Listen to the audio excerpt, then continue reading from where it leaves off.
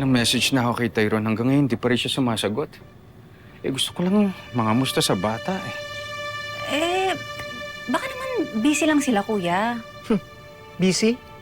Baka naman pinagbabawalan na rin ni Rosel. Part na rin ng pagganti niya sa'yo. Alam mo, Doc, gusto ko lang naman magpaliwanag sa bata. Galit na nga sa akin si Belle. Si Tyrone, ayoko siyang magalit sa akin. Tyrone, di mo ba siya re-replyan?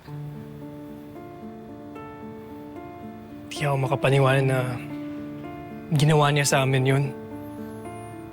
Matagal kanyang itinago sa amin. Natakot lang siya, Tyrone. Lalo na nang nalaman niya na anak ka rin niya.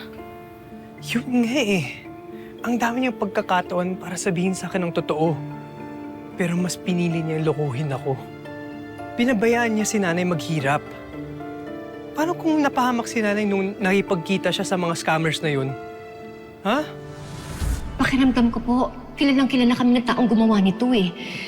Kasi kanina dun sa phone call, kahit hindi ko naman po siya nabobosesan, nararamdaman ko po sa pananalita niya na parang kilalang-kilala niya ako.